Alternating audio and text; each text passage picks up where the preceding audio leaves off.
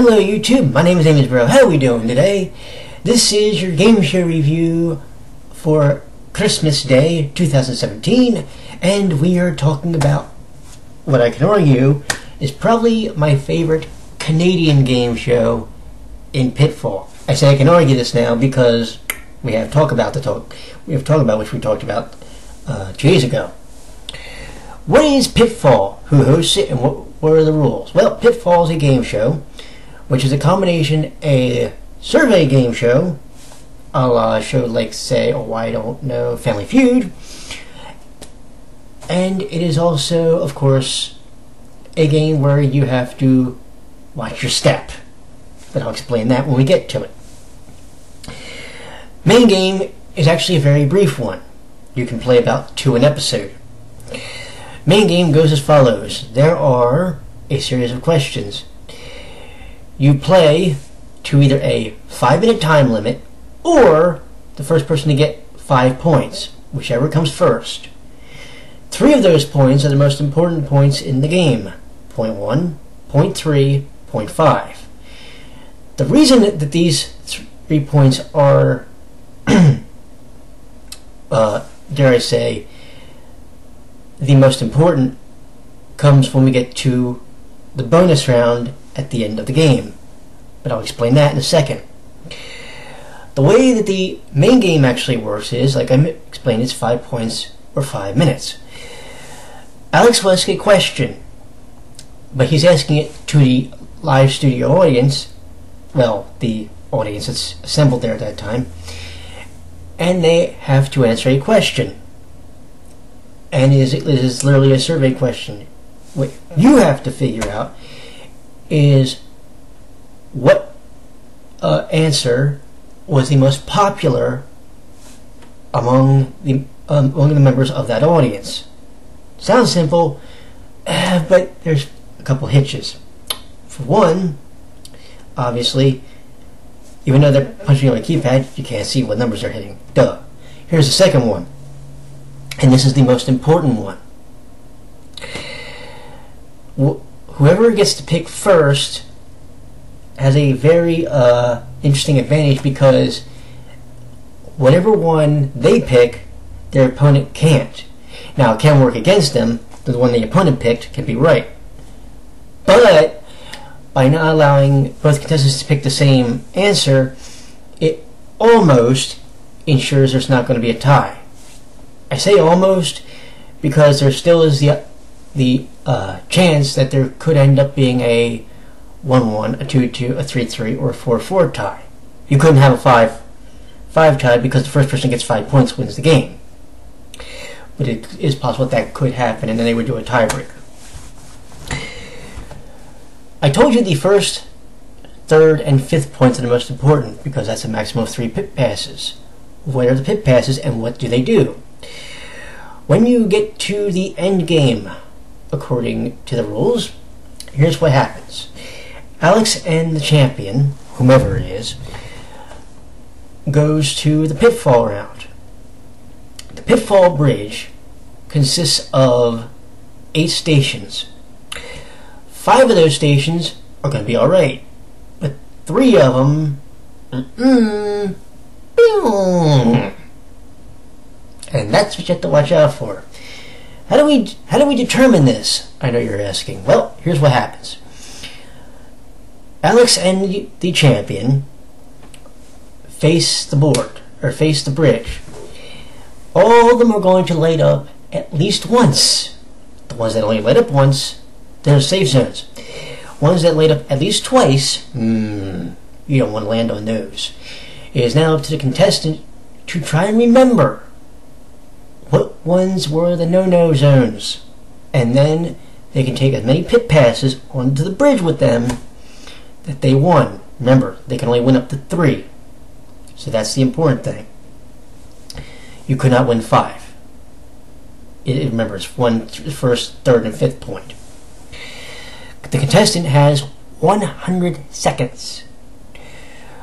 According to Divine Math, that's 1 minute and 40. Yeah, 1 minute and 40 seconds. Almost 2 minutes. The contestant has to answer a question, at least one question, I'll explain why that's important, to be able to move to the next segment. Alex starts on Station 1. For this contestant to get to Station 1, they have to answer the question, and then they get to move on. You get $100 for every time you pass a station. Now, that also counts, by the way, if you use a pit pass. However, in order for the pit pass to count, you must give Alex the pit pass before you cross the zone. So if you have one for, say, 3, and that's the one you're getting to, you have to hand it to him first, and then walk over, and then skip the zone. But you still get the money for it. If you fail to, then you're stuck there. And then you have to either answer the question, or if it's a pitfall, now here's the rule with the pitfalls. With pitfalls, you have to answer twice. One, to get out of the zone, and then twice to move forward. You see? That's why I say it's at least once or twice. This is important though, because while you're going into the pitfall, the clock still goes. However, when you answer the question, the clock stops and will only restart once Alex starts the next question. Make it across all the zones, and you get $5,000 in cash prizes. Well, I say that. They actually did at one point where it was $2,500. That may have been towards the end of the run. I don't know for a fact. And then, if that's the first game, then they move on to the next game. Champions, to my knowledge, there was no win limit on the show. Somebody will correct me even if I have the Wikipedia article sitting in front of me. But I don't believe the champions had a win limit. You kept going until you were defeated. Once you were defeated, though, the person who defeated you gets to go and attempt to do what you did. So it is possible that somebody could win over excuse me, 5,000 if it was 2,500 for both the bonus rounds, or over 10,000 in the bonus game if they were to clear both runs. So now the question is, well, why did the show, if the show's so good, which it is, why did it stop? Well, Catalina Productions went bankrupt. That could be a thing. But, and it was, unfortunately. They also did a Canadian-only version, apparently, of Let's Make a Deal. Interesting.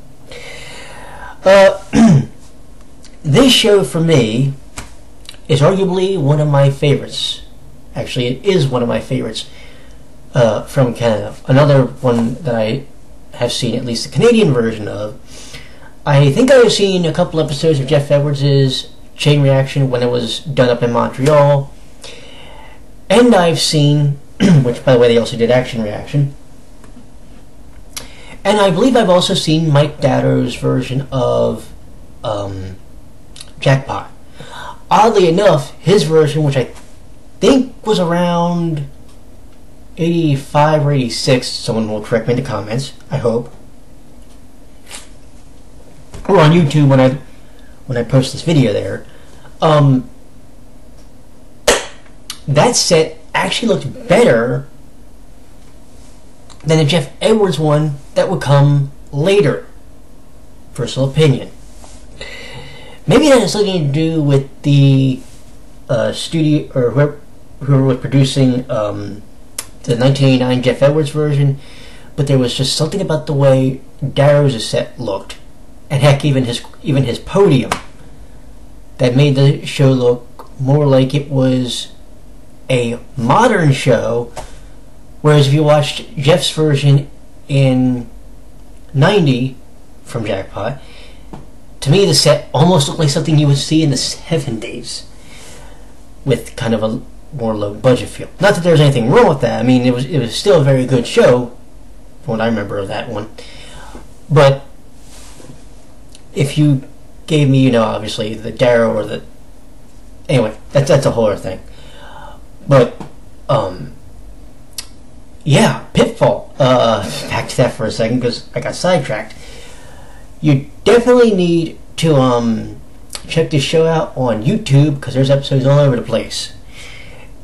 It's format I really liked, especially its end game. I argue it had one of the best end games because not only does it require you to be able to be smart enough to get past all 8 zones, but have the memory to be able to get past all 3 pitfalls and remember which ones they were to get the correct pit passes.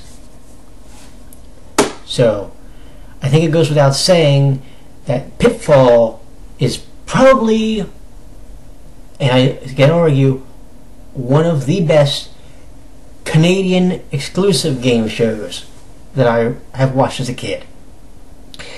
Or that I have watched, not as a kid, because unfortunately this one wasn't on when I was a kid. It was off the air by the time I was, old enough to really watch television. Anyway, that's this particular video. We are doing a make good for, because of last night, we are doing a make good tomorrow. Because it is Boxing Day, we are going to be doing a show which actually has had episodes happen on Boxing Day. We're doing Bob's Full House, brought to us by the BBC.